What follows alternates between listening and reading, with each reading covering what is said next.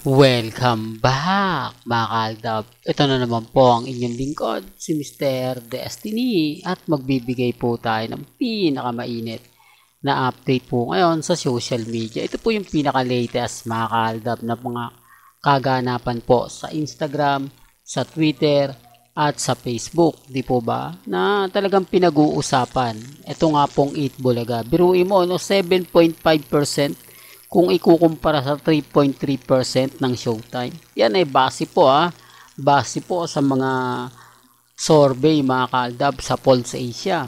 O baka sabihin nyo, inedit ko na naman yan. O ba, yun naman po lagi ang bintang kay Mr. Destiny. Yan lang man po yung laging sinasabi nila na kumbaga mapapaisip ka, di po ba? Pero gaya ng mga pinapaliwanag at lagi kong sinasabi, may kanya-kanya po tayong opinyon.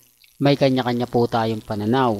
Sa ngayon mga kaaldab, kampante lang po tayo maging matatag, lalo na nga po kapag ang pinag-uusapan natin ang real life couple. Sa ngayon mga kaaldab, masaya po ako sa mga kumakalat ngayon dahil kumbaga may biglang lumabas pero hindi muna natin yung pag-uusapan. Ito munang Eat Bulaga. Gaya nga po na sinabi ko, di po ba marami nag-react na hindi naman po talaga lahat ng segment ng Eat Bulaga maganda. Yung iba rin po nagiging boring na rin po. Kaya nga po binabalik nila ang bawal judgmental. Patunay lang po yan at respeto na lang po sa mga nagre-react at nagko-komento. Sabi ko nga po sa inyo,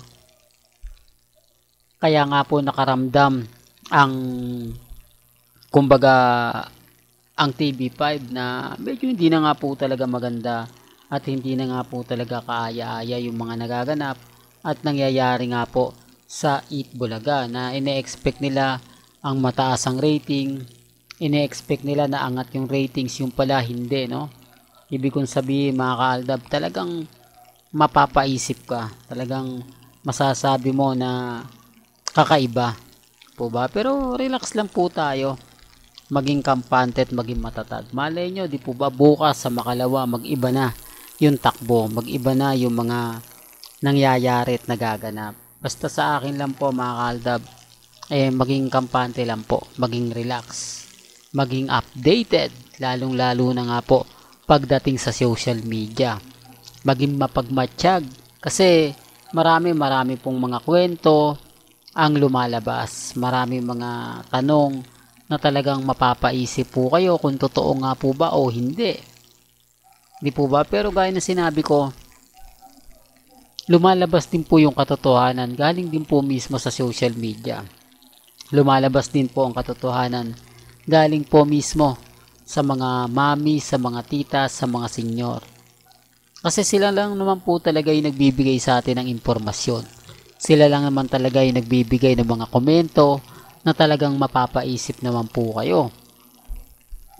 Sino nga po ba nagbibigay ng mga update kay Mr. Destiny? Hindi po ba kayo nag-iisip kung sino yung mga taong tumutulong sa akin? Kung sinong tumutulong kay Mr. Destiny? Kung bakit siya nakakakuha ng mga ebidensya at resibo na magpapatunay nga po na hindi po totoo yung mga kumakalat na si Mengay nasa Hong Kong. Hindi po ba? Si Mengay nasa ibang bansa kasama si Congressman Arjo. Tapos titignan nyo yung video, parang wala man lang lumalapit kila Mengay, kay Congressman para magpa-picture. Dinadaanan lang sila ng mga tao. Samantalang popular na celebrity si Mengay sa Pilipinas. Popular din na kongresista at magaling na aktor at kakukuha lang ng award ni Congressman Arjo. Kaya nga po imposible, no? Real talk yan.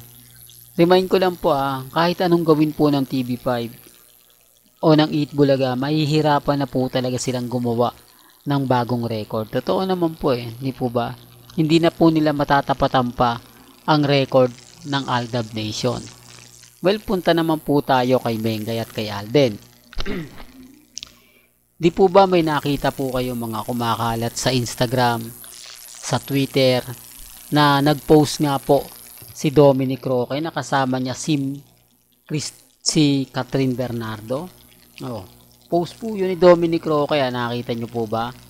O baka sabihin nyo, fake news na naman po ako.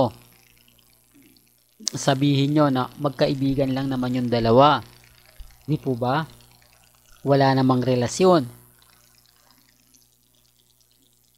Sinabi naman ni Dominic Roque na kapatid niya si Mengay, si Catherine. Di po ba sa isang pahayag ng isang nagtatanong lang habang binibidyohan siya. Kaya nga sabi ko sa inyo, may mga point mga kaaldab na mapapaisip din kayo. Di po ba? Lalo na nga po kapag pinag-uusapan natin sina Alden Richards at si Mengay. Kaya nga kita nyo si Jorus biglang dumistansya pagdating po sa issue kila Catherine at kay Alden. Bakit? Bakit hindi siya yung tipo na katulad ng dati na talagang yung mambibisto? Di po ba? Nasasabihin niya, bakit ayaw nyo pa umamin? Wala namang mawawala. Kumbaga, may relasyon naman kumbaga single naman si Alden, single naman si Catherine. Walang masama, di po ba? Kaya lang syempre mga kaaldab, doon nyo malalaman kung sino nga po ba talaga ang kumbaga karelasyon ni Alden Richards at ni Maine Mendoza at syempre ni Catherine Bernardo. Kaya hindi po ako namimilit kasi lumalabas naman po yung totoo. Tinutulungan din naman po tayo mismo ni na Alden Richards at ni Maine Mendoza. Gaya nga po ng mga kumakalat at mga video na nakikita at napapanood po ninyo. Pero gaya na nga po na sinasabi ko, may kanya-kanya po tayong opinyon, may kanya-kanya po tayong pananaw. Hindi po ako namimilit sa mga pinapaliwanag at sinasabi ko. Hindi po ako namimilit na kumbaga kunin yung simpatya ninyo. Basta sa akin lang po, makita ko lang to, maibigay ko po sa inyo. Doon pa lang po masaya na po tayo. Yan ang isa sa rason kung bakit po kampante si Mr. Destiny. Yan ang isa sa rason kung bakit hindi po ako natitinag at hindi po tayo naapektuhan kahit napakarami pong binabato sa akin. Kampante lang po ako at relax. Yan ang totoo. Hanggang dito na lang po ang ating latest updates. Kaya kung gusto nyo pa po ng pinaka-latest at sariwang update, abay tumutok lang po kayo dito po sa channel ni Mr. Destiny para updated po kayo sa mga latest at sa mga bagong video po na ilalabas po natin maya-maya lang. Kaya kung bago ka lang sa channel na to at isa kang true-blooded Aldab Nation na nagmamahal kina Mengay at Isoy, tama po ang channel na pinuntahan mo, kaya consider na po kitang bagong subscriber. At huwag mong kalimutang i-share ang mga video po natin sa mga mami, sa mga titas, at sa mga senyor. Hanggang sa muli, salamat po sa panonood at pakikinig.